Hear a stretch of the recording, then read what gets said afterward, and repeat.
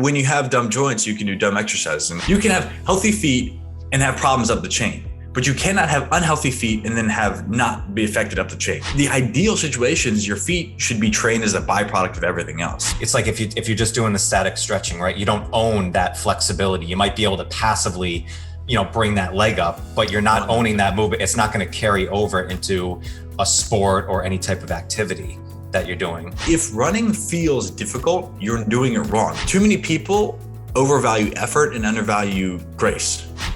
Hey guys, thanks for joining me. Welcome to The Strength Connection. I'm Michael Kurkowski, and today on the show, I sit down with my special guest, Graham Tuttle, Coach of ATG, as well as the Barefoot Sprinting Coach. So I got a chance to chat with Graham before where we talked a lot about the ATG training model. And this time I wanted to chat with him about specific training regarding sprinting, specifically his work that he does with the foot. Graham is so passionate about helping people develop proper sprint mechanics and unlock their speed in their sprinting and running. And we took a deep dive into this. This has the science behind right foot training for mobility and strength, as well as how to develop that directly into athletic performance and speed training. So I know you get a lot of this. Anybody, whether you're an athlete or just general into health and fitness, is going to get a lot out of this, and why we need to talk a lot more about the feet, our connection with the earth. So thank you so much for joining me. Enjoy the show, and I'll see you on the inside.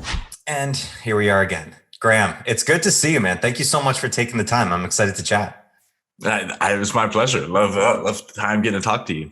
Yeah, no, I've said it's been a while before. And since the last time we spoke, I've just seen more and more people jump on board of the philosophy of programming that you've done with ATG, the new work that you're doing with Unbreakable Athlete and Barefoot Sprinting. Mm-hmm. It's pretty cool because the last time when we chatted, the ATG work was something that, me and Chris, we were doing like right at the beginning of it. And the split squats, just the mobility work, the knee work, it was working so well. I feel almost bad. It worked so well. I stopped doing it for a bit. And as soon as we realized we were getting back on, I started working it again, and a lot of stuff came right back. So good. It really is. It's a program that I think is finally getting the recognition, going forward that I felt like it deserved since the beginning. And I know there's been a lot more publicity about it. So I'm excited to chat with you and, chat more about this program and how we can spread the message. Okay. Yeah. So there's two branches you'd look at. So there's what Ben's doing, Ben Patrick, the knees over toes guy, what he's doing with ATG. So that's something that I'm involved with that, like from a philosophical perspective, like I absolutely love that program. It's something I've, gone through the ATG for coaches, worked with Ben and moving up in that program as a higher coach with him. That I just want to make sure that that's his love child. It's his brand baby. So I just, there to support it. But like the idea of behind that is you build from the ground up, you train like an athlete, you understand that there are specific movements that take the body through a full range of motion. And really, this is something I thought a lot about, which is that process of, it really boils down to two things. So if you've ever made bread, there's this kind of I've never made bread per se, but like, let's say the process goes like you put water into it and you're going to knead the dough. So you basically, you're doing this back and forth thing where you put in a moisturizer or a lubricant, something that like gives space into the proteins, the fabric of the whatever substance you're working with. And then you pull and you remodel that. So that's the way the body really works. So the simple thing behind ATG is just this: you get blood flow to the joint, and then you strengthen and lengthen. So the blood flow, like the single best thing you can do is sled. So sled pushing, sled pulling, like just from a low hanging fruit, a simple barrier to entry. Just like grab a sled if you can find one. The best gym you could have is a gym that has a sled. So like that's one. If you're out there listening, just getting in a gym with a sled is going to be key. You do that, you get blood flow to the joint, and then you just work on some of these specific movements, like you mentioned, the ATG split squat, some of the step ups. Those are going to work on pulling the connective tissue, pulling it. And so basically you think you're just getting that muscle under load. And this is the difference between stretching and doing so the idea most people think about when they think about lengthening is this stretching. So they think, I'm going to sit there and hold a static stretch and do that. The problem is that if you don't put the body under an intentional load, meaning I don't tell my brain that my muscles have to hold this position, then nothing really happens. It's not just, there's the reason stretching feels good is because in the moment when you're doing it, it feels like, I'm telling my brain that this is muscles being stretched and it needs to relax. So something called a Golgi tendon organ that basically responds to that. But the problem is that's like scratching a bug bite. It's a very short-term thing. It gets the muscle to relax, but it's all very driven at the muscle. And so that's not changing the tissue. So what you want to think about is any significant effective training has a lasting effect. And if you're just stretching for a few minutes and then you feel good and then it comes back a few hours later, you feel tight, you're missing something. And so that's the difference is you always start with blood flow to get everything warmed up. And then you're working on getting the muscles to engage and getting the connective tissue to pull past. So that's the two right there. It's that combination of two things is what makes the big difference. So you can think of something like a hip flexor. You get the stretch, you get the blood flow with the sled, and then you do an ATG split squat to really pull that hip flexor open, and you pair that with something like a loaded, a couch stretch. It's almost a misnomer. You think about this as a stretch, but if you're not having to support the muscle, if you're not actively using the muscle, so if a couch stretch, for example, so if you think about it, you're kneeling down in front of a wall. So one foot you're half kneeling. So one foot is planted on the ground. The other knee is on the ground with the top of that shin and the top of that foot pressed against the wall. That's a couch stretch. So theoretically you could do that on the couch. You kneel down in front of the couch, but I don't know many people who do that. But the point is, instead of just kind of sitting there and opening up that hip flexor, you would squeeze the glute. You would extend that hip and you'd move into it. So you're trying to actively create some force that you have to stabilize. And when your brain says, I need to have some muscle turned on here, that's when you get that force that starts to pull on that connective tissue. Talking tendons, talking not ligaments, talking tendons and fascia. They're basically connecting the muscle to the bone and creating a wrapping effect around it. So, that's the main philosophy. And I think that if all the stuff with ATG, if you get that message out that it's about strength, blood flow, muscle development, blood flow, and then lengthening under load. That's it. That makes sense? It is. It's interesting. Just brings me back to some thoughts of Kinstretch and some of the FRC work that we did. It was one of the first mobility-based programs that I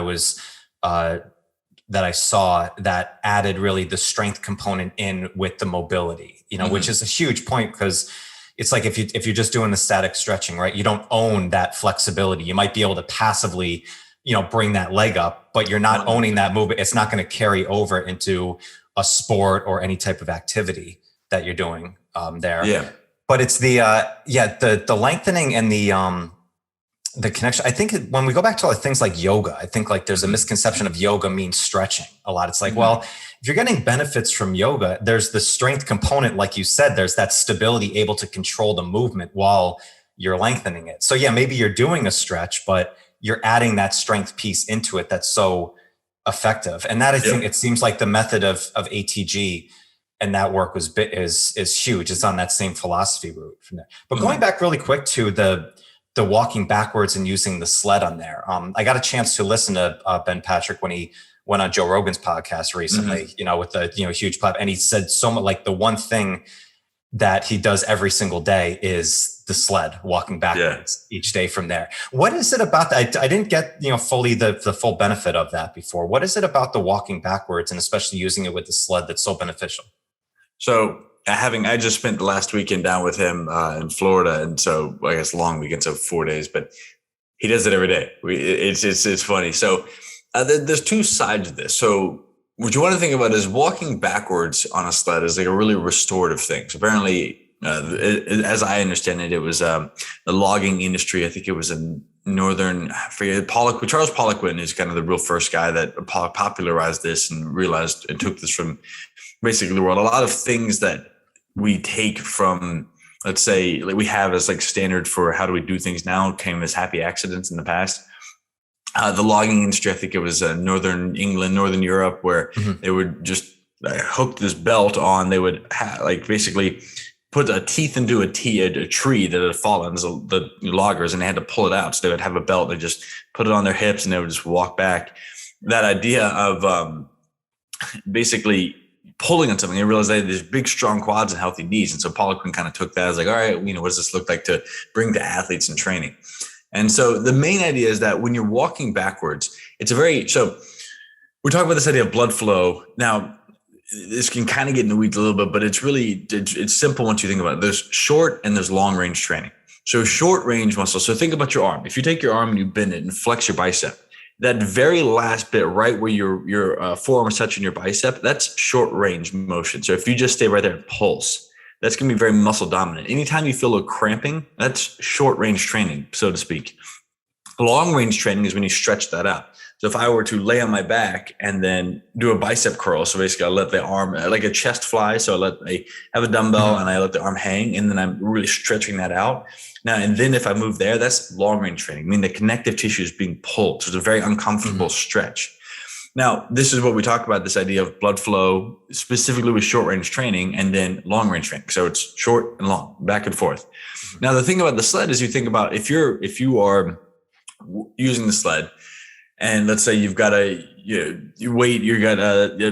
attached to your belt, you're walking backwards. It's very short steps, very short, quick steps. So I may be stepping just a few inches and that knee is only bending just a little bit. It's a very muscle dominant position. So it's all quads. And what it does is, the point is there is no, all movement, whether it's stretching, physical therapy, Pilates, chiropractic. Well, chiropractic can be a little bit different, but the physical therapy, rehab, all of that is all exercise. It's all strength work, right? The question is to what degree you're loading.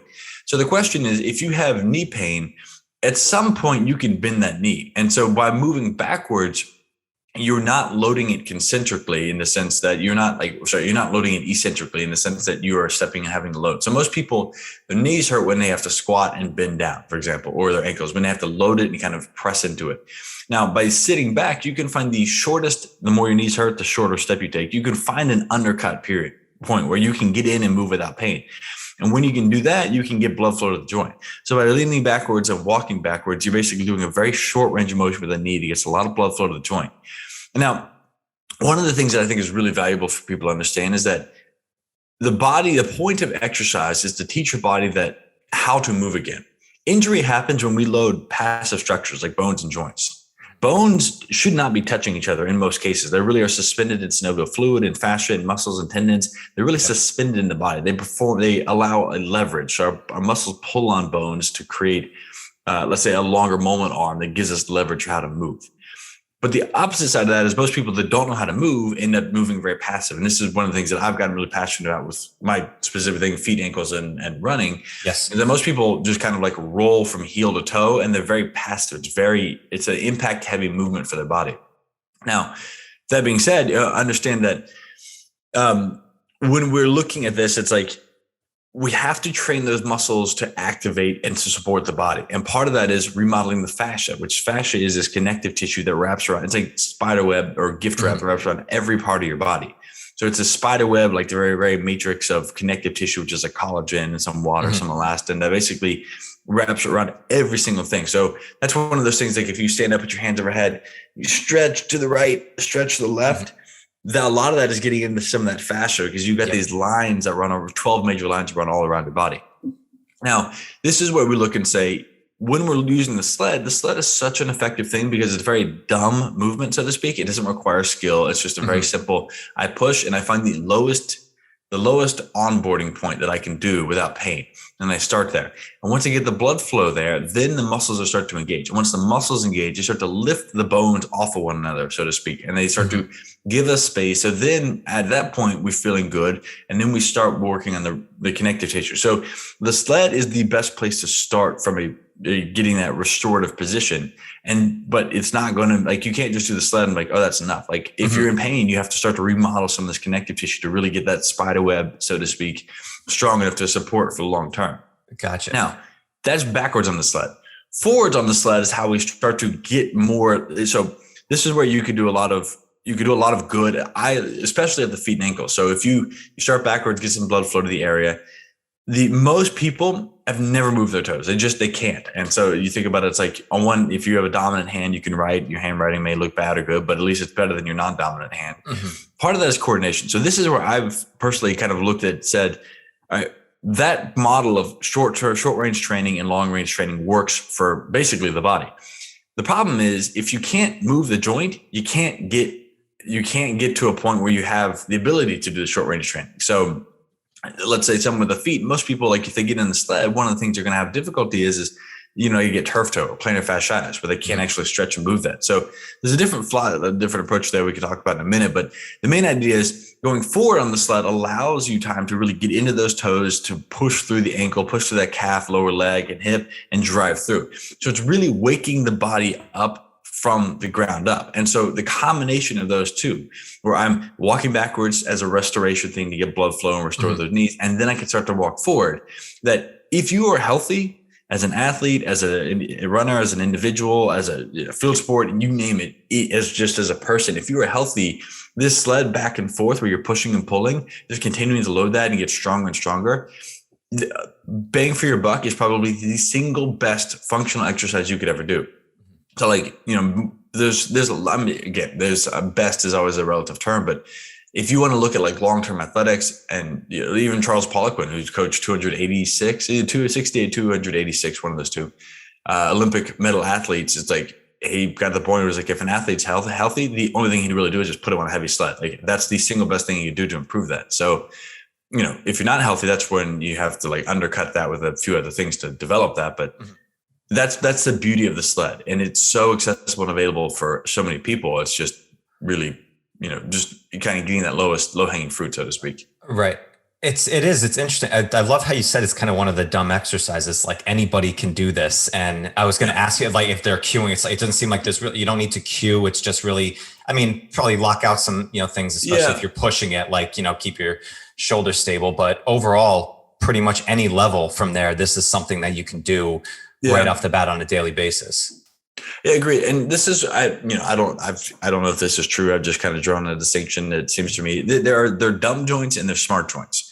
So I look at your hands and your feet as very smart joints. Your hips are like the hips are I'd say the hips are a more challenge. So they're your shoulders, your hands, your feet, and your hips are all smart joints, so to speak. Your elbow, your knee, those are like, in many ways, they're dumb joints. It's just get blood flow, because it's kind of like they're in the middle. So, like they're probably the hip that people injure more than anything too.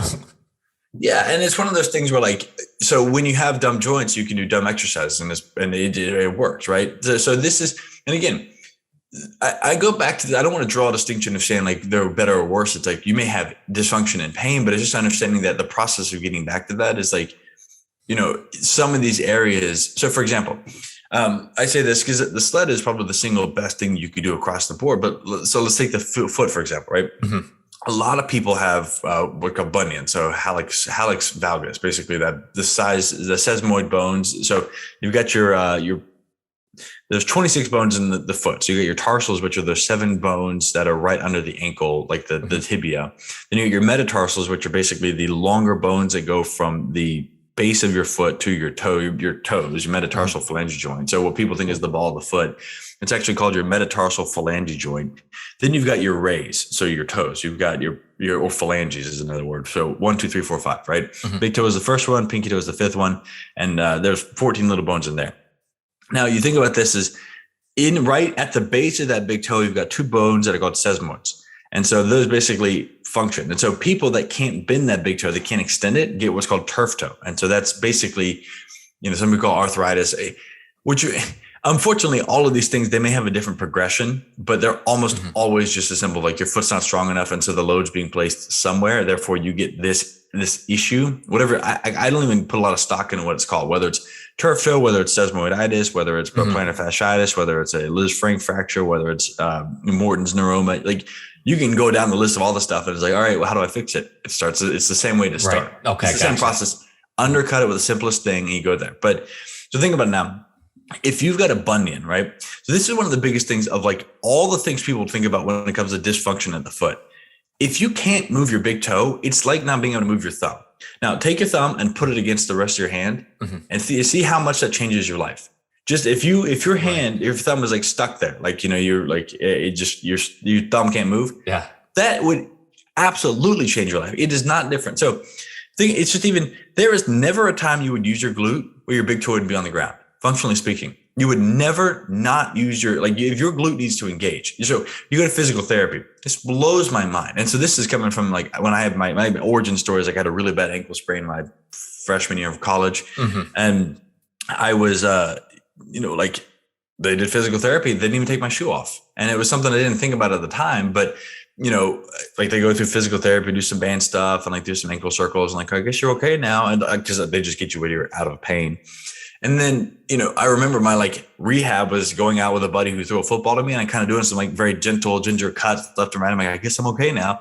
But I wasn't, I ended up with like a collapsed arch. That big toe was just not functional, and it caused actually a leg length discrepancy, which threw my hips off, caused hip pain, hamstring strains. And even my shoulders used to be sloped uneven because my hips and everything was shifted down, and that caused like a bad posture that turned into love and dislocation. So it blows people's minds when I try to walk them through like, these are all the things that happen because your feet aren't function. But point being is that big toe, if you don't have capacity, so let's say you have an ankle sprain, the arch collapses in.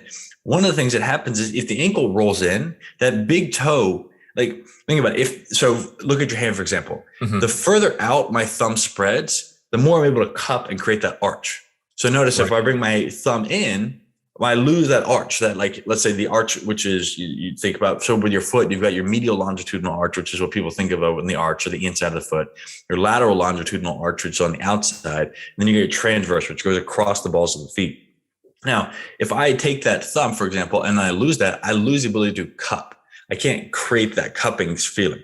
Right. So if that ankle goes in, so if this collapses in, the big toe moves secondarily. So think about it, like for the big toe to go out, so think about it, it's like if I'm on a seesaw, in order for one side to go up, the other side has to go down. So it can be a buy-in. I can either lift one side up, or I can press the other side, or I can, basically press the other side down. I think I got it backwards there. But the idea is like, if something happens, there's always an action and a reaction. So if that big toe, if the arch is going in, the big toe is collapsing, and then you get what's called a bunion. And this is eventually what happens with a bunion is the ligaments that support that toe weaken. So it's no longer supporting its position because the ligaments are stretched out and they're weakening. And that puts a lot of pressure on the sesamoid bones, which can turn to arthritis, turf toe, sesamoiditis, you name it, whatever it gets to first. That big toe that can't move means your toes can't move. And when the toes can't move, that plantar fascia, which connects the ball of your foot to your heel, which is really a ligament, it connects two bones together. But that plantar fascia no longer gets movement. And this is one of the things with fascia. Fascia is innervated, meaning the brain actually can sense it moving. And that was for a long time, they just thought it was a dumb tissue, but no, they realized like it responds to stretch. So when you go and you kneel down, here a little test for you to see how healthy your plantar fascia is. If you do a kneeling position, so half kneeling, 1 foot on the ground, tuck your big toe and then put that same knee on the ground. So it's a very you sit your heel to your butt. You take that. So you put your big toe down, the bottom of the toe down, and you drive that knee forward. So the big toe's on the ground, the knees touch the ground, and you sit back so your heel's touching it. So basically you're in that, if you think about for an Islam, if the way they pray, they kneel down, they're on their knees, the toes away. But if you tuck your toes underneath in that position, if you can't do that without the bottom of your feet hurting, that means you've got a short and stiffened plantar fascia. Gotcha. So the bottom, if you put the bottom knee down and then kind of dorsiflex up so you get your toes underneath you, that's the position you're talking about. Gotcha. Yes. Okay. And you just try one side at a time. Now, what happens in response to this, where the body doesn't move, that plantar fascia gets thickened because it's not, this is one of the things people, if you like patellar tendonitis, any itis, any tendon irritation, is when you have an irritation at the tendon, the body thickens that. So this is what people will say is like, it literally, when your knees hurt over this chronic tendonitis, it's like, think of it, a thicker rubber band is harder to stretch than a thin rubber band. And so in response to pain and irritation, the body is layering down more and more connective tissue, trying to thicken it. Just like a scar tissue is like, we got a cut here, let's just throw some stuff at it. Okay. So you can think this happens over time. So if I'm not moving this, if I'm not moving my knee through a full range of motion and fully bending it, if I'm not moving that toe, being able to extend and stretch that plantar fascia and open that up, then it gets thick. So think about like piano players that can stretch and open their hands, or someone that can stretch and open your fingers. We so rarely do this extension. My father's got Parkinson's, and one of the things that they'll work on is opening up. And you think, well, why do they need to do that? Because their body is no longer, the muscles aren't all functioning because the acetylcholine and the dopamine isn't firing the same level it used to. So the muscles are no longer firing. So then I'm not extending. And so think, what's our normal posture throughout the day? Hunched over, leaning forward. And so those muscles are getting engaged. In response to that, when we're no longer doing that, that connective tissue inability to try and find stability and safety for these joints is getting a little bit thicker, a little bit thicker. So we literally are getting bound down. It's like the spider web is just laying another layer, another layer. So that's going to happen. If I can't extend and bend my toe, then guess what? That plantar fascia is getting thicker and thicker. And one of the things that's crazy, they've done cadaver studies where they look at people with chronic plantar fasciitis or chronic Achilles tendonitis, because the tissue is connected under the bottom of the foot. So your plantar fascia runs to the heel, but then it wraps around to what's your Achilles paratendon, which is the connective tissue around the outside of your Achilles tendon. So it's like layers on that. And you notice that there's actually people that's vice versa, people that have chronic plantar fasciitis or Achilles tendonitis have a thicker alternative. So like if you have Achilles tendonitis forever, then your plantar fascia is going to be thick as well as your Achilles tendon, back and forth. So you see this, it all wraps up. So now you think, well, where does Achilles tendon turn into? Your soleus and your gastroc, so your two calf muscles. Now, where does that fascial line go to? Your hamstrings. So you think about this, and then that goes your glutes and your low back. And so then people are so stiff here. It all goes affected. If you can't fully extend that big toe, everything from the top of your head, literally, you have a line that wraps from your eyebrows over your head, all the way down the back of your body, through your glutes, hamstrings, calves, down to the ground, your heel to the bottom of your foot to your big toe. That is one long, it's called your deep back line is technically the term. So think about that. If you can't extend that big toe, like that's one of those pieces, just even little by little, it's like we lose that ability to roll in that sense. So, all that is to be said is if you don't have that capacity. So let's say you have an ankle, you have a bunion, right? So and that can be from an injury. It can just be from a shoe, because don't even start on the shoes, but shoes think that our toes come together like a point, like an elf, and instead of actually letting them splay out. But basically, if you have something that inhibits the motion of the toe and starts to collapse in, then you can't make that arch. Then when that big toe is pushing off, it can't engage the glute. And when the glute can't fire, the pelvic floor is not stable. Therefore, the low back tightens up. So it all goes to this big toe. So if I can't spread that laterally and grab the ground and create the arch, I can't engage the glute. I lose the ability to stretch that plantar fascia. That gets stiff. That tightens everything up the chain. So everything from back pain to headaches, all the way down to glute weakness to throwing your back out, to hamstring stiffness, tightness, calf strains, Achilles tendonitis, plantar fasciitis, all comes from the fact that, hey, I can't move my big toe. So if I bring awareness to that and say, let me start with this, the sled is amazing. But if I have not moved my big toe, or I don't take my shoes off or ever, and then I go on a sled, then I'm just going to do that. So instead of being able to push through that, I do this and I collapse in. That's when you see people that like their toes go out. So like if I see someone, so that's the point, is if you're healthy and you understand this stuff, then taking your shoes off and doing a barefoot sled will literally do 90% of the work for you.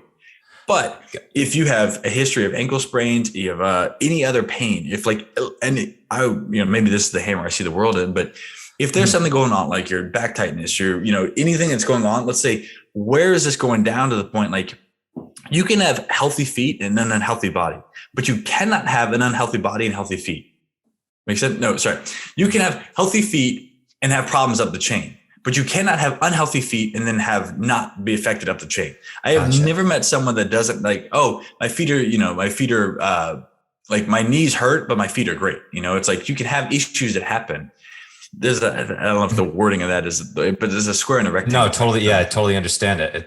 It's fascinating how much comes from the foot, and it still seems like it's not talked about enough. I have thoughts on that, which is, it is. I'm sure. I first got and understood that from, I had a ankle lockup on my right side and didn't really know what was going on, but started to feel it in things like some like squats, like doing heavy front squats and stuff like that. Like sometimes you think your strength can just push through everything. So all of a sudden I woke up and felt some pain, actually had some sciatic stuff. And my coach actually started to do some stuff with my midfoot. Didn't even realize the midfoot was even part of something to even work on, till it was so tight on one side when just doing a little bit of, fascial release on it.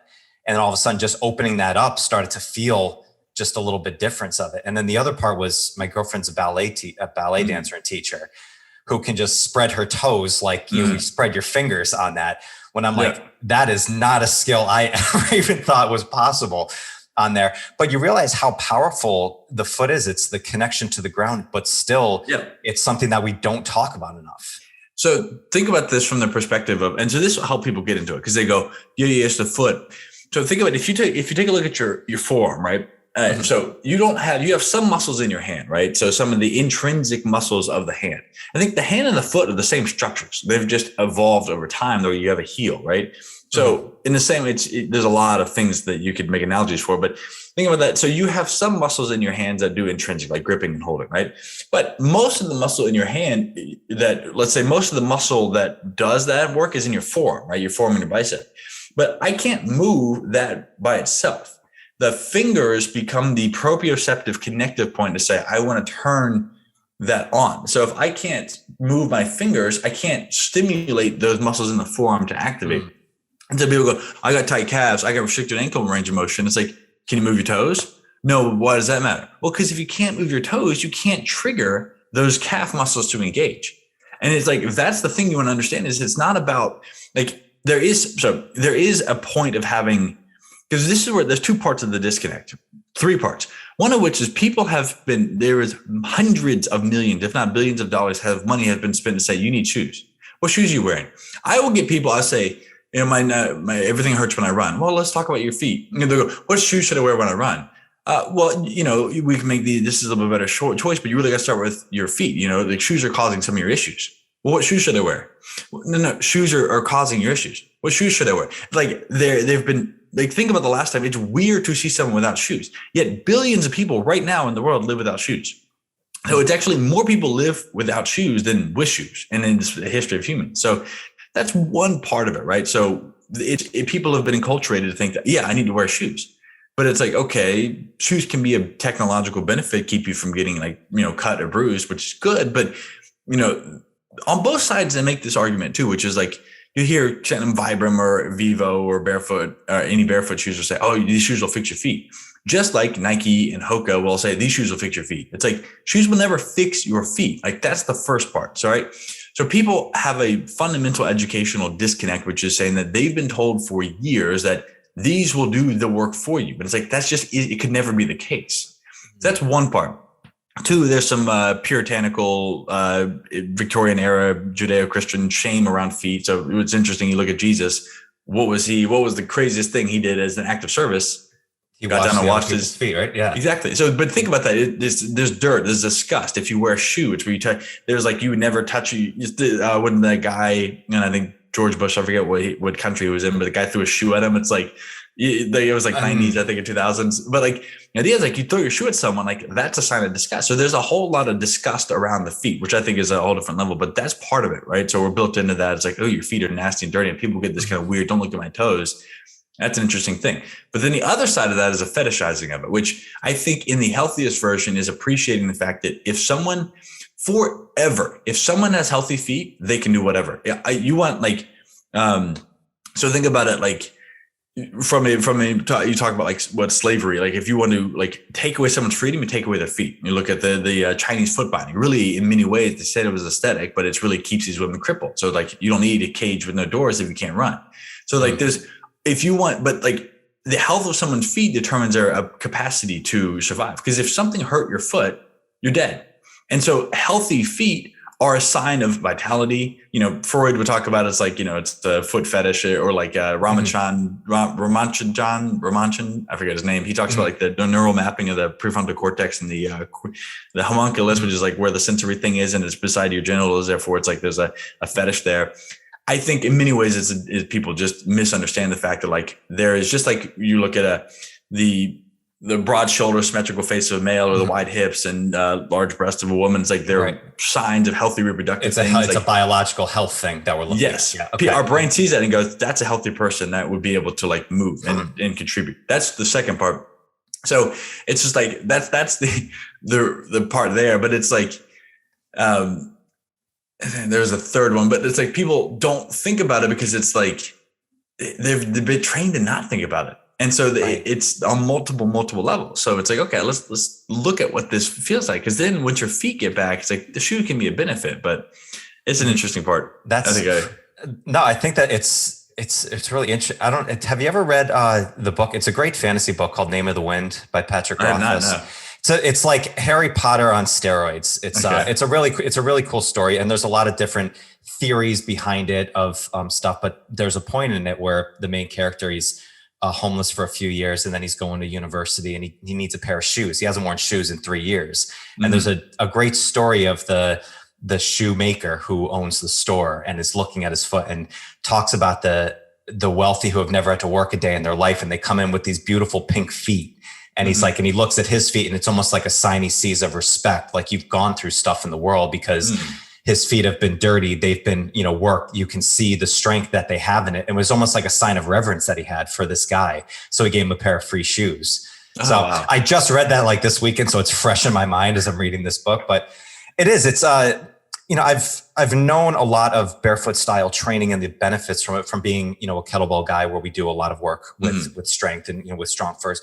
But like, just barefoot training, I think if you don't focus specifically on the things of the toes, like, I think it just doing some specific exercises, it seems, for mobility of the toes. And it seems like it's still something, again, that we haven't talked about a lot. And it's not just something like, you just triggered my mind where I was going. Is like, the problem is that there's two camps of this stuff.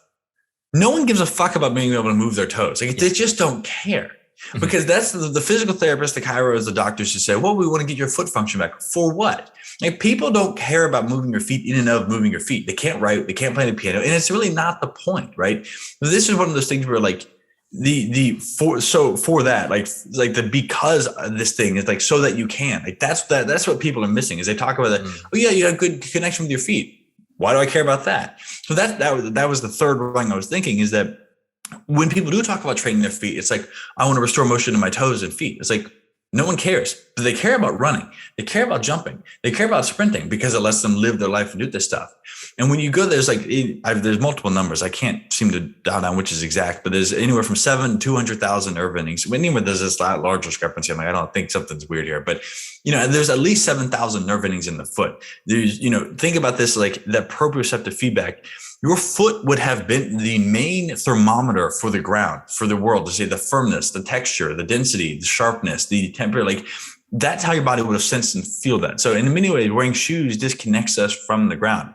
And you think about that as like, if I can't move my feet, then I can't move anything else in my body. So, the point is, like, there are the ideal situations. Your feet should be trained as a byproduct of everything else, meaning, your grip, if you're just lifting and moving and going through life, like, that's, the farm boy strength. We get out there, they got these strong, meaty hands. Like, they've never once gone like, I'm going to go do some captain's crush grip. It's like, they're out there like, I got to carry this thing around. Right. So your feet should be trained by doing your life. And if you haven't, you may need to undercut that and get back into it. But this is the thing, is that people, like, you should obviously, it should be a byproduct of that, like what you're saying with the kettlebell and going and moving. It's like, those should trigger and train everything else. But they don't, because people can't move their feet, or they're wearing shoes and they're missing the whole thing. Gotcha. And then as a byproduct, they suffer. So if someone does have an asymmetry or an issue with their feet, obviously if it's working well, things like the sled, forward and backwards, great warm up and stuff. Yes. But in your experience and your work with barefoot sprinting and getting people in accurate sprinting mechanics, are there specific foot drills that you feel are best to do right off the bat? Is it mobility? Is it more stability? Probably a combination of both. Or so there's two parts. If you are healthy, and let's say you don't have feet, if for whatever reason you haven't had an ankle sprain or something, which is getting rarer and rarer these days, but simply just starting with a sled, taking the shoes off, or at least getting, like, I wear my Vibrams, but feeling, going like the simple, but like let's say the easy low hanging fruit for the healthy person, going barefoot on a sled, grabbing the ground, going as slow as you can, pushing forward. So step, grab the ground with those toes, spread the big toe, and push all the way through at a very slow pace of walking, and really getting that full range of motion in the foot. That's going to take care of everything for you. That's gold right there for you as an athlete, or just I think all humans have the capacity to be athletes. It's just a matter of, like, being in touch with their body, physical problem solving. So I use that word more broadly than most people might think of. That being said, the other side, okay, so the reason I do the barefoot sprinting is similar to the reason Ben does the dunking. It's a demonstration of saying, hey, I was fucked up at one point. Like, I had surgeries. I couldn't bend his knee. Doctor said this and that. My point is saying I had turf toe, plantar fasciitis, shin splints, patellar tendonitis, Achilles tendonitis, calf strains, like hamstring strains, like the whole works for the foot. A bunion, collapsed arch, ankle sprain, like you name it, it's all been there. Doctors have been told to put in heel lifts, orthotics, shots, like all like the works. And now I can go sprint barefoot without pain. Like that's the whole reason I do it. Like I have the particular belief that if you can't sprint, you probably shouldn't be running, because think about it, it's like saying that my car can't drive. When you let's say you get a flat tire in a car, right? What do they say? This is good, but don't drive above 45 miles an hour on it because it's just not meant to do that. Okay. So that would say, some people would say, well, I'm just never going to drive my car over 45 miles an hour and keep a flat tire or a spare tire on there. It's like, well, no, go replace it, because that's a liability for you. Right. So I say, if you can't take your car at max speed, and it didn't have to be like 100%, but like 90%, if you can't do that because most people are afraid of injury. But the afraid of injury comes with like, I don't trust my body.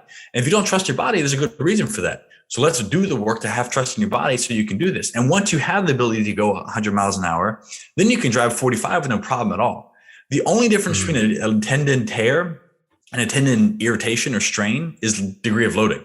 So if your Achilles tendon, your patellar tendon, any of these are bothering you, the only reason you haven't torn it is because you're not loading it heavier. But that should really worry you, meaning that the dysfunction that would lead to a full rupture and tear of that thing is there.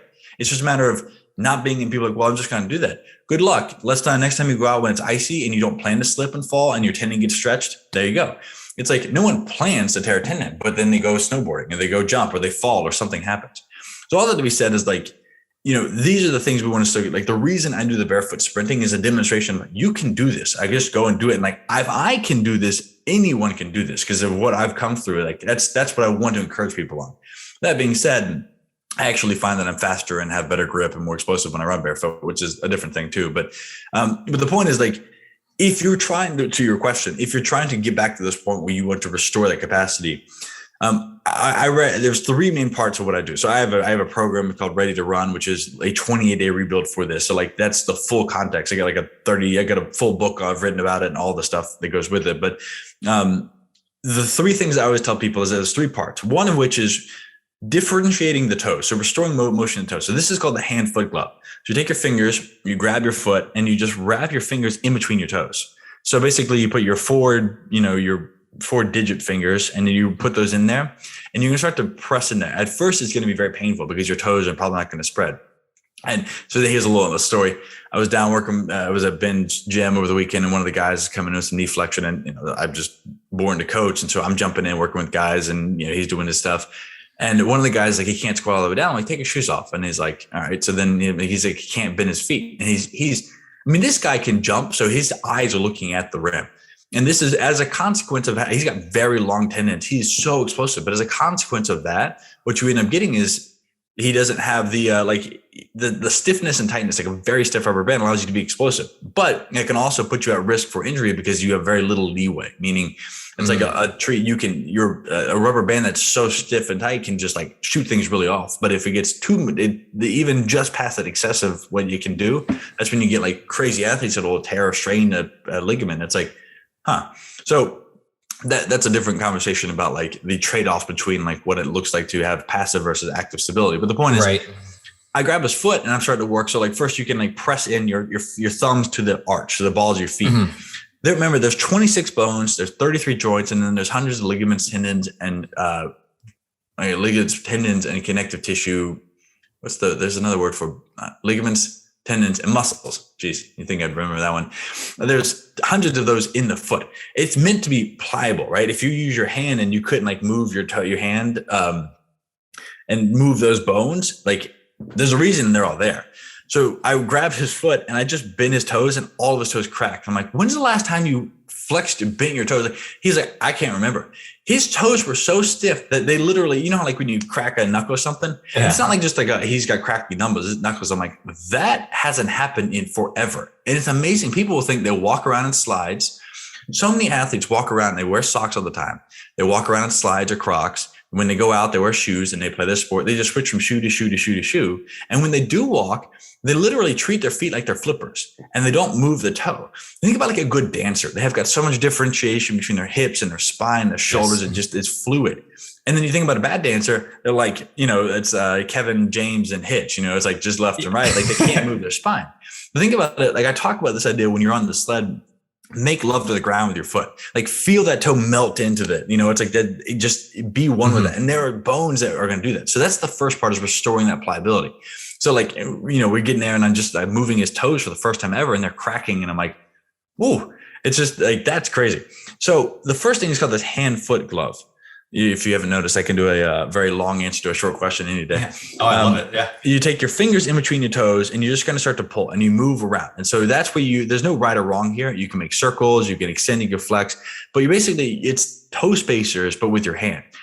I've never actually I've not used toe spacers. It's probably something I need to experiment with soon just to be able to give people guidance on it. But I think that there's a lot of value to proprioceptively feeling. So proprioception is like when you wear a shirt and you have the itchy tag, that's when you feel it scratching at first, like, okay, that's physical feedback from your environment. There's something about being able to tactily feel your foot and move. So this is the first part, is I'm restoring motion and getting blood flow and kind of moving those. I'll flex and bend. That's the first thing, is differentiating your toes. Part 2 of 3 is saying, now I need to differentiate my big toe. So of all the muscles down there, you've got a set of muscles for your big toe and a set of muscles for the other toes. Now your hallux is your big toe and your digiti are your little. So you have flexor and extensors, you have brevis, which are short in the foot, and longest, which go to the calf. So you got to think in between those metatarsal bones, so those long bones, there's connective tissue, those muscles, those tendons, they actually stiffen and shorten, they pull everything together. So you have to kind of pull that apart. So basically by taking one hand, and then, so like, let's say you're on your left foot, you take your right hand and you press down the toes. So you flex and bend those toes together. Take your left hand, you pull that big toe out to the side and up. So I call this the thumbs up for the foot. This. Gotcha. So think about how simple this is. I'm flexing the little toes and I'm extending the big toe. Mm-hmm. But you see that spaced, and really what I'm doing is I'm differentiating and pulling that apart. Now that's where you pull. At first you use your hands and you can start to play around with the stuff. And then remember, there's no right or wrong. It's just seeing what's there, exploring. The next step is being able to do that without holding down. So when you can let go, you will probably cramp and spaz out when you do it, but you press down with those hands, you pull apart, you keep the big toe, and then you let go and you try and hold that position. So you're trying to be able to do this with your hand. And you see how the differentiation is. That's part of saying, if I can differentiate that, I can start to take some of the connective tissue that's binding that big toe there and open that up more in that point. So remember, it's one thing to start just with your hand, bring your proprioceptor there, then you're able to hold it.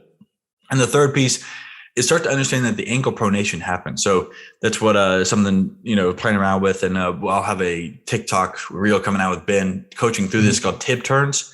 So tibialis wall raises, where you put your butt against the wall, keep the leg straight, you lift the toes of your feet up. Mm-hmm. That's kind of a ubiquitous thing now. But most people, they lack the rotation. They lack the fact that your ankle is supposed to pronate. So you basically do a tib raise and you take turns touching the inside bone of your foot and the outside bone of your foot to the ground. You're rotating left. Oh, right. Okay. And you could do that. Then you would shift into a calf raise. So instead of just doing up and down, you shift to a calf raise and you just shift to the outside. So your big toes off the ground, and the inside where your pinky toes are off the ground, back and forth. Now that's restoring rotation of the ankle. Those 3 things will do a whole lot of wonder for your foot. That makes sense? Absolutely. It's so interesting too, when you said like this guy, he's like has unbelievable vertical range, so much power, but is still so locked up. And it's like, There's always these fascinating stories of, you see, like sometimes there's just some outliers who are just so ridiculously powerful that it looks like they can overcome these things, but eventually those things are going to come up, especially ACL tear for him. Yeah. Oh God, absolutely. And so it's like you said, it all comes from the ground, and then the knee's going to be the scapegoat, the dumb joint going on there. Yeah. It's like the knees and the ankles. Most physicians, physical therapists, chiropractors, it's not their fault per se, but this is just the paternalistic medicine where they go and say, oh, your knee hurts, let's look at your knee. It's like, no, there's upstream and downstream. Whenever something hurts, it's almost always upstream. That's like saying, if you had a long, you got better hair than me, but if you had a long ponytail, I'm pulling your ponytail, I said, we should really dress your scalp. I'm like, no, we should stop pulling the ponytail. I was like, the trigger upstream is causing pain down, like at the next joint. Yeah. So think about it. It's like your body integrates as one big unit. And so if something hurts, and it almost always, I've yet to see someone that's got knee pain that has healthy feet. Like, it's just that idea earlier. It's like, okay. And this is the problem, is that most people say, oh, I got my knees hurt. Well, I should go do, my doctor says I need a shot. I maybe have to do some surgery. I get a brace, or I have to start doing these exercises because my glutes aren't strong enough. It's like, no, you can't even use your glutes because you haven't bent your big toe in, 15 years. It's interesting. It's bringing me back to a memory. I had a podiatrist that was a client of mine for a long time, Dr. Burke. I'll give him a shout out. And he predicted poor Odell Beckham, who's had his second ACL tear in the Super Bowl, after he hurt his ankle. And then he said he's going to have some knee problems after that. And I was like, oh my gosh, it's amazing how these things can pop up, from it. And it all stems from the foot. So really, like with the anterior tib raise, you're saying is like you hold that position up and then you're going into a pronation, supination from there.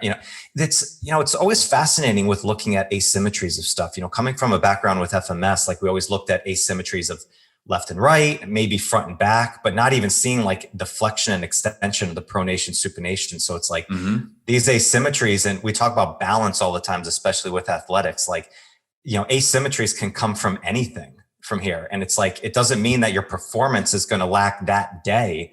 It just means you might be setting yourself up for some shit coming down the line afterwards. So doing these moves with the foot and working with that, then after that, is it like going into more strength progressions for the foot and then getting into sprinting, or is it more right away you should be able to sprint after getting these movements done? So the sprinting, I'll do those in turn. There's two questions there. The sprinting, now that's a full body exercise where now you have to have hip flexor strength. So a portion of what I do in Ready to Run is just hit the hip flexors as well, because most people have never done that. But like think about it, sprinting is strength of the quads, connective tissue strength of the hamstrings, to be able to pull through, hip flexor strength, shoulder extension. There's a whole lot there. But in general, I make the argument that running is very natural. So if you take someone's shoes off and say, hey, go run 100 meters, they're going to run pretty well right off the bat. It's just a very simple thing. It's just getting out of that. Like the problem is the shoes encourage and reinforce a bad running form. So running is so natural for people. It's just a matter of like, all right, can I get out of my own way and go do that? The question is not whether people can run correctly. The question is whether they have the strength to be able to support that. Look at a guy like Eliud Kipchoge, right? He's the world record holder, just unbelievable running form, right? So when you see the best athletes in the world run, even at the Olympics, the 400, 100, 400, 800, 1600 marathon, the ones that are winning do not look tired. That is because it is an effortless bouncing back and forth where they've worked their anaerobic threshold up to the point. Who looks tired is the guys in second, third, fourth, fifth who are trying to run just above what they can do, right? The pace leaders, the ones that are running their race, like he looks like he's finishing this sub 2 hour marathon looking like he could just keep going. Of course he's tired, but it's the difference of like, if running feels difficult, you're doing it wrong, meaning that you're using too much muscle, you're muscling through it. If you've seen the videos of the Maasai, his hunter-gatherer tribe in Africa, they're doing the jumping test where they're like bouncing. They're barefoot, jumping 30 plus inches and just bouncing over and over again. And they don't look like they're trying that hard. That's because the majority of explosive athletic movements and the majority of humans, and you look at these, they got really strong, long, lengthy tendons. And that's the difference is we've become such a muscle dominant, muscle centric society where all we think about is, oh, I need to load the muscles and get big and jacked. It's like, great. If you got big muscles, small tendons, you're going to get injured and you're going to be slower, right? So in many ways, it's like when you are running, it is just developing. Here's the thing is you can't really develop the tendon strength unless you have the muscle capacity. Muscles still matter. Don't get me wrong. But you have to have the muscles to be able to move and develop that, right? So like, remember the muscles are what first get the bone off of the joints, right? So think about it, kids start off, they have to develop the muscle to be able to support themselves and to create leverage and move. But then over time, if they continue to do something, it's like, kids jumping around, jump roping, playing and doing stuff, like they're going to develop tendon from low volume, high repetition stuff. Mm-hmm. And so that's the big thing is we have to restore that. So it's getting the muscles to engage to get the short range, and then you can load the long range connective tissue, and then you have to do some athletic stuff. So the question is not whether or not people can run correctly. The question is, do they have the strength to be able to support that? I mean, strength from the connective tissue, ligament, not necessarily ligaments are really, yes, but I don't want to bring people down that line, but think connective tissue, fascia, tendon. That's what we want. If they have the strength to maintain that for like, however far you want to go, a mile. In reality, it's like every, walk. We can get a whole conversation about walking and how people do that wrong and how they need to be able to, like, that should be the on-ramp. Walking is the on-ramp to correct running because it builds a connective tissue foundation. Mm-hmm. Running is 275% of your body weight, each step. So you go one step and then so you're running. It's like, okay, but once, think about it, it's like a rubber band. If you stay underneath what a rubber band can do, you can flick that thing all day. You can just pull it and pop it back and forth over and over and over again. Well, the second you go too much, that's when you get deformation. When you deform it, you start to get breakdown. You get a thickening of it. You lose the resiliency. You lose the capacity for that to move. So the question is like, staying right under this, whatever the fatigue is, then you just develop that. And so then it's like, once you have the capacity, like how far could you walk? Every walking step is 125% of your body weight for force. People can walk forever, right? Because they have the strength. Some people can't because they lose that and they get below. But, think about it. It's like, that's why sprinting is so powerful, because if you can sprint, then that impact of running, like you can go way up there, then you can stay underneath that all day. It's just a matter of developing the resiliency. And the more you do it correctly, the more you have that. And it just continues to reinforce and rebuild. Right. Does that make sense? It does. It's and then the point you brought up about just the effortlessness of the ones that are right in point and just setting the pace. It does. It looks like just such a fluent motion that they could just do that all day. And obviously, their muscles are probably burning. Their lungs are getting there a little bit as well, because it is a max effort, like if you're going for the gold, but it looks so seamless on there. And it's always interesting too, when you see that with certain athletes too, you just see who just naturally moves, and they just, we call it grace, right? It's the graceful athletes. They just naturally just move so fluently. And it's not like from just one position. It just seems like their whole body, it's almost like a dance in there. Yeah.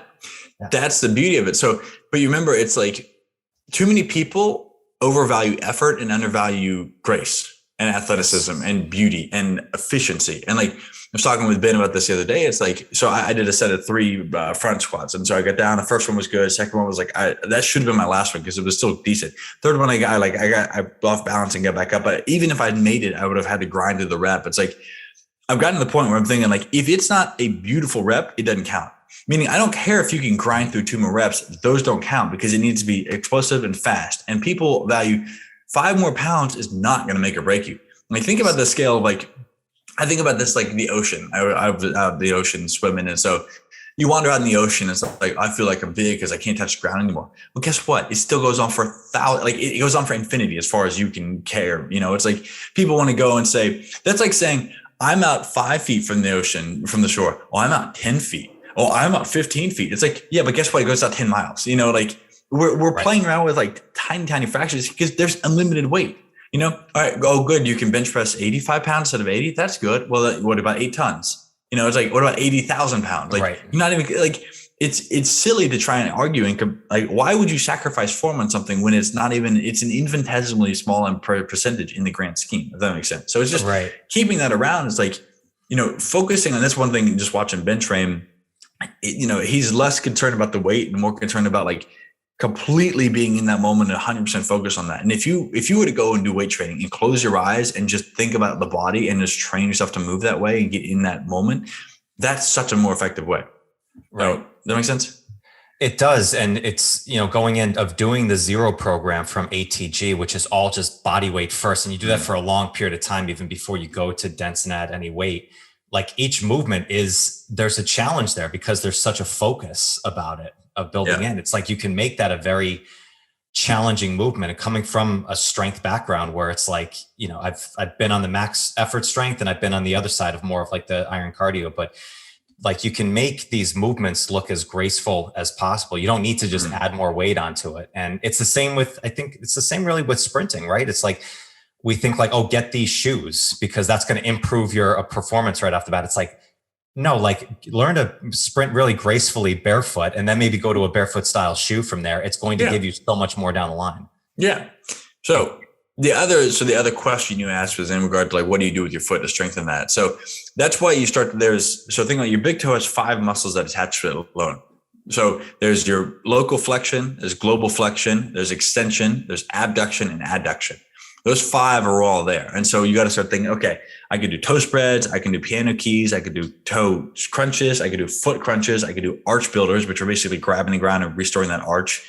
I can do so then that gets to that point where you're looking at that. Then there's loading the big toe fascia. So the thing like that half kneeling big toe fascial stretch we were talking about earlier. There's holding that in a quadruped position. There's holding in a plank position, a push-up position, single leg, standing upright. Like you're standing, you're putting that big toe on a ledge and you're supporting your whole body weight to the big toe. And you take turns on each side. Like those are the progression there. There's a progression for the let's say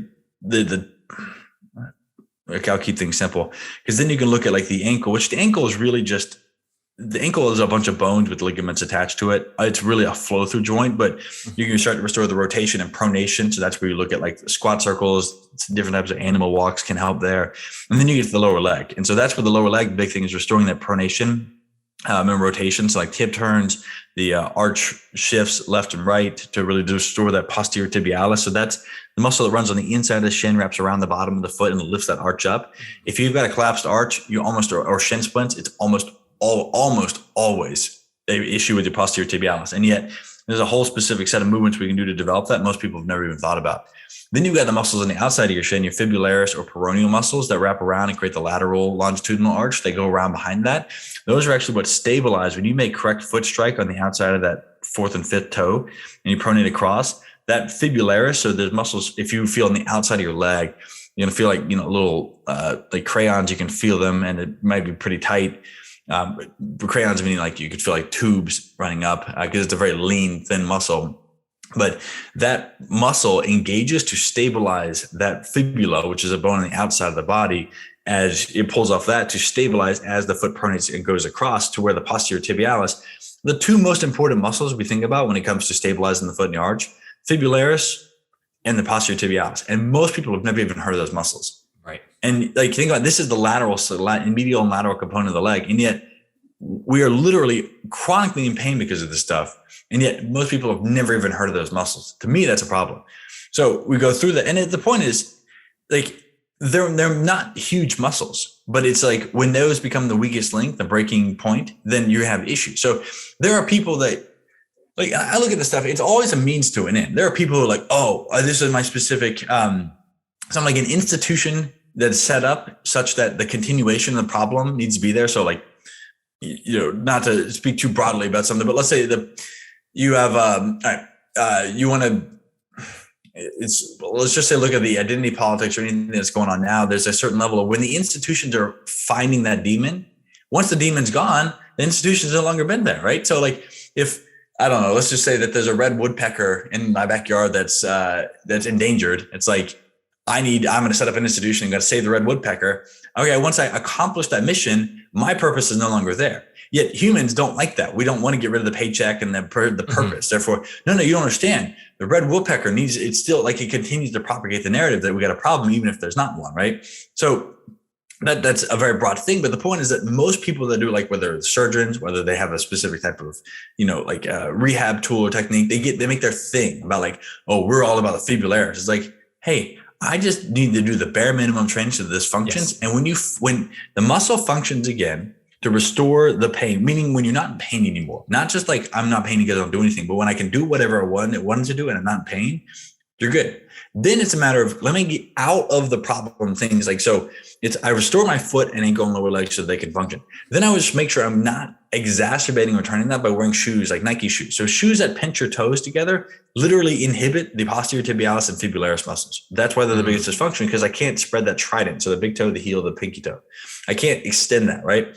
So think about that. If I fix this, then I go back to those shoes, it's going to be a problem again. So it's like, I address the issue so it's sufficiently there, and the body will continue to snowball and take care of itself. I don't go back to something that's going to create that problem again. And then I just do the sled, go on with my life. I run. By running, by walking, and by doing the sled, they're going to take care of everything. But the point is, like, that's what I want to be simple, so you never have to go back and do this. Right. To me, a program that's effective is one that you can do it and you can move on. And then, like, maybe if you want to go back and explore that, like, that's good. But it's like I would look at the sled, something like sled is like the ultimate maintenance thing, but it's like every day you have to sleep, every day you have to drink water, every day you have to eat. So it's like, that's just like doing the sled. And sometimes if you got a nutritional deficiency, you might have to go out of your way to get some liver or something like that. It's like, maybe you get sick or something. You have to like go out of your way to take some time, get a little more sleep, I don't like to do whatever you need to do to heal that injury or the illness. Then we address that. Right. And so that's what, when you look at like coaches and training, there are people that can do a high performance, but most of the physical therapists, chiro, stuff like that, their entire industry, not their industry, it's not an individual problem, because there are great coaches, great physios, great chiros, great orthopedic surgeons, doctors, etc. But most of them, it's like they can't even see the fact that their entire existence is predicated on the continuation of the problem. And that's what like someone like Ben is rare, because he wants to completely fix this. And like, he's always trying to get out of his own way. And that's the same for me. It's like, Ben's like, the message of telling people to go and do a sled is not a profitable one. It's just saying like, hey, your knees will get better if you do the sled. No, you don't need to sign up. People will still sign up for the program because that's how we're wired to do that. So like for me, it's the same thing. I gave you the secrets to fix your foot right there. And for some people that have a harder on-ramp point and maybe a similar thing, that's been like going through that. But it's like, the information is not the thing. And the best people are out there doing that want to give away like, hey, this is going to take care of 80% of your problems with this one thing. And then once you do that, I don't ever want to see it. Like, I want to see it again because I love you, you're cute. But it's like, I want you to go back and do this, not have to keep coming back. If you're addicted to my product, I'm a drug dealer. And, that's not an argument about for or against drugs, but it's just like the process of what people, the nefarious thing behind drug dealers and why they're, let's say, looked at negatively is they're giving somebody something that is not good for them. And that forces them to come back against their will. So cigarettes, you can make any argument, like cigarettes, social media, et cetera. Like you can go down the list of that. But the nefarious thing behind that is like, if I'm telling you to go and do this thing, yet it's continuing to exacerbate the problem that we said we're going to fix in the first place, I'm not doing you any favors. And too many people get so used to that. What shoes should I wear? I ran through these shoes. I should get new pair. It's like running through your shoes is the biggest crock of shit I've ever heard. It's like, oh, wait. So I've been wearing my Vibrams that for a year and a half and running and doing everything in them. Wait, I just arbitrarily, I need to throw them away. It's like so wasteful, but it's like, all right, maybe the shoe should be better. I don't know. Well, it is. And the word you used there that I thought is so powerful. And as I hope it becomes as cliche as possible because it shows truth is restore. It's the restoratives. And I was fortunate. I got a chance to chat with Tim Anderson a little while ago, the co-founder of Original Strength, which is really all, I don't know if you ever done original strength work at all, but it's a lot of just, he calls it, taking the brakes off of our strength. And, a lot of the stuff that he does is from crawling and from rocking patterns and talking to you about work with feet and then using it with the hands and how they're so connected. And that's our proprioception. Yeah. See, there's a huge pattern and there's a huge complement between these systems of coming in. And it is, I was having a conversation with a friend the other day about retention and how, we said retention's not preventing people from leaving you. It's giving them a reason they want to come back all the time. And a lot of times we can inspire them to bigger. Exactly. Yeah. So we think that, if we solve all these things, then people aren't going to need us anymore. It's like, no, if you give the right things and you fix somebody's problem that they have had for years and years, they're going to come back to you with more stuff saying, what else you got?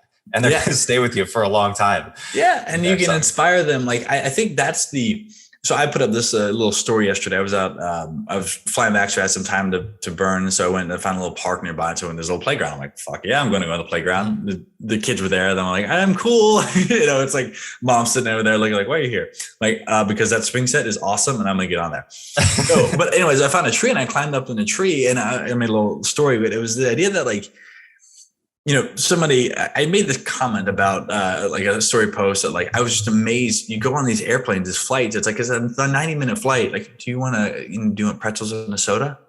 I'm sitting down on a flight. No, I don't need sugar and carbs. It's like, so the point is that like, he's like, not everyone's into fitness, bro. And I'm like, what? It's not about fitness. It's about playing. It's about having that body back and like getting out and thinking like, I want like just get out of pain. And then when you aspire them to something bigger, then they can start to think about this stuff. And there's so much more to it that we've just given up on the idea that like, it's not just about like being in shape and looking good and being fit as an ends to himself. It's like, no, this is like the point of being a kid in the playground. It's like, that's what we want to get back to. And it's like when part of like too many coaches see their ideas like, I'm going to fix this problem. It's like, no, the best coaches out there inspire others to be better. Not like to be like, go out and like, some people inspire to be better, but like inspire, let me say, I want to say more nuance. Our industry and job should be inspiring people for what they could be.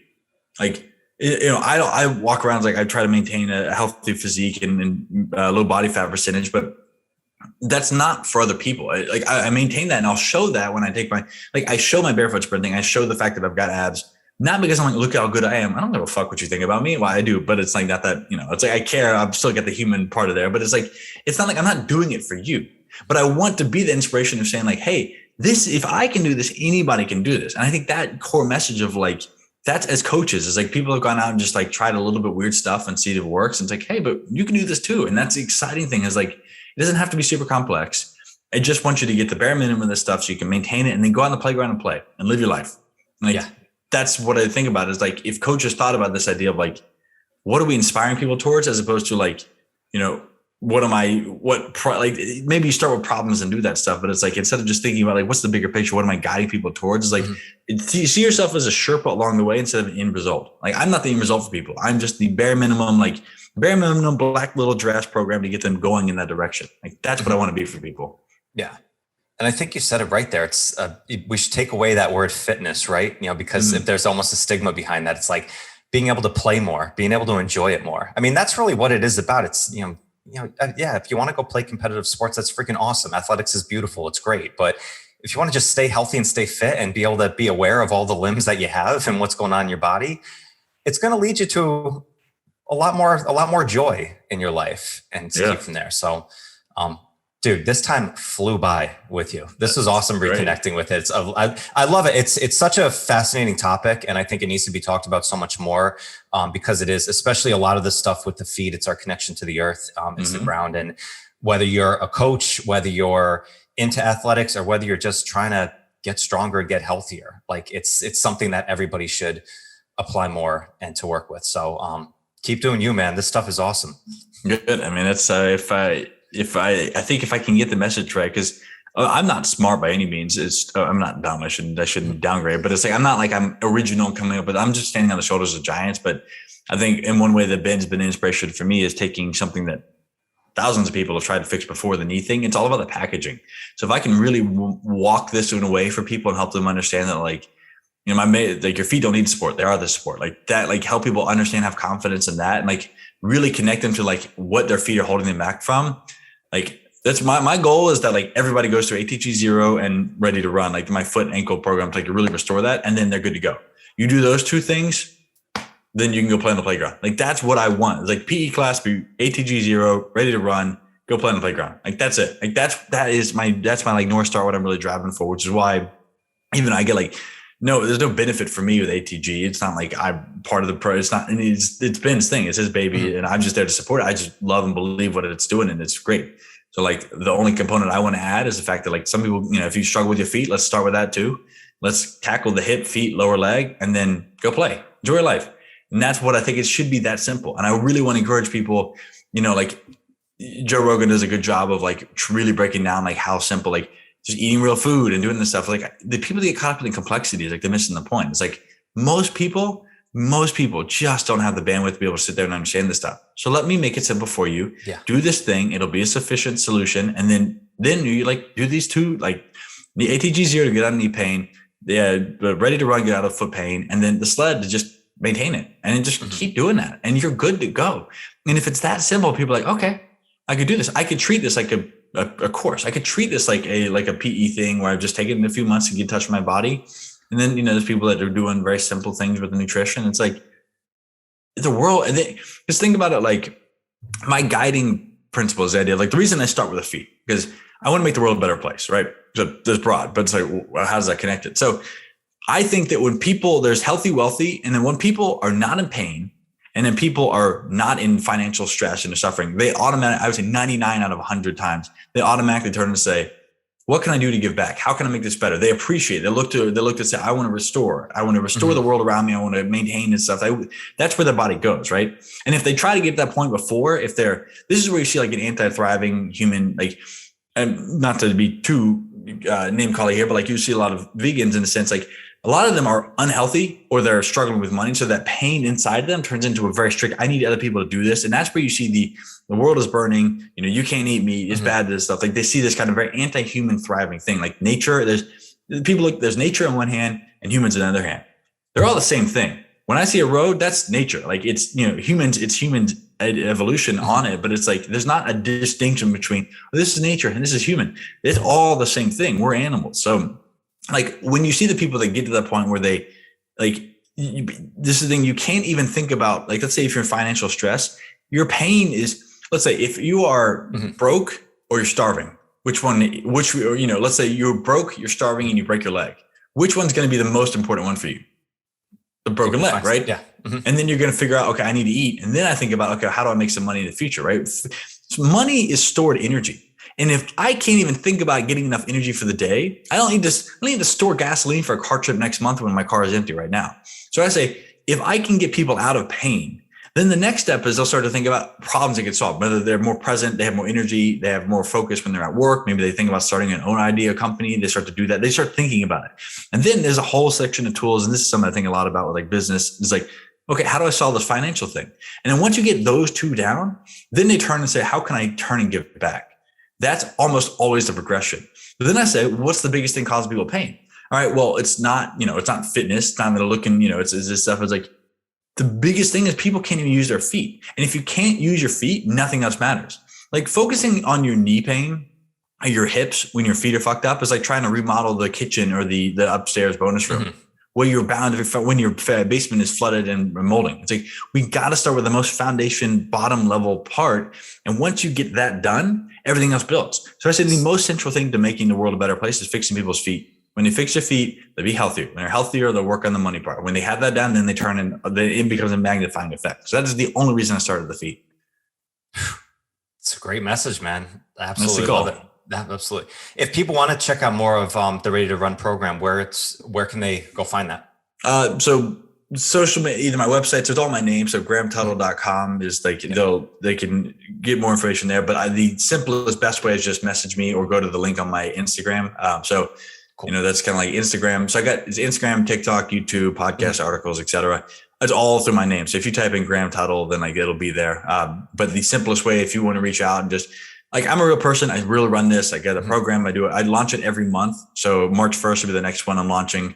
Then April 1st, and you go through it. And like, it's 28 days of email. So I basically took a 36,000 word book that I wrote about it and I broke that up into daily emails with education. So that by the end of this, I want you to know more than most podiatrists, most physical therapists about it. And in a very readable way. That's not like, oh, here's this fancy anatomical words. Like, well, I try to break it down easy, but that with a daily training process for 28 days. So start very simple, one step at a time, and go through this for 28 days. And at the end of that, there's a maintenance thing you can continue to do, but it's like everything from shoes, understanding feet, walking, running, to understanding all the muscles, how things are happening, why things are hurting, how to overcome things like ankle sprains, stretching, mobility. It's all there. So it's a very complete, simple and easy to do. And then there's also coaching. I get 3 coaching calls with presentations, like how to run, what shoes to pick, stuff like that, and Q&A and support as you go through it. So that's the goal. It's like every month, just doing that, continue to like get a little bit better, a little more momentum. So next one will come out March 1st. That'll be class 4 and then class 5. So I've had 240 graduates so far, and it's just like dozens and dozens of success, like everything you can name. It's been really, really good. So excited about that. That's the goal, is continue doing that. So just reach out on Instagram, because if you have questions, you want to say, hey, will this work for me? I'll be there for you. I answer that question. So we'll go from there. Love it. Awesome. Seriously, everybody, take a look at your feet. Make sure, take care of your feet. I know. Because if you're, I think I lost you there for a sec. Yeah. If you want to give up your freedom, you give up your feet. I mean, as simple as that. Like that's what it is. So yeah. So Graham, dude, you're awesome. I appreciate the time, man. This was great. I got to have you back on so we can talk more about Unbreakable Athlete at some point. Okay. I'm happy to do it any day. Perfect. Awesome. Thanks, man. Appreciate it. Listeners, much love to you. If you want to check out Graham, check out more of his stuff, you know where to do so. Catch you on the next one. Thank you so much for joining me today. If you like the show, please give it a 5-star review, give it a thumbs up, all that good stuff. And if you want to get the inside scoop on all new episodes coming up, behind the scenes insights, and free training resources, then you can join the Strength Connection private Facebook group now. Just go to Facebook groups, type in the Strength Connection, and join in. Also, don't forget to subscribe. See you soon.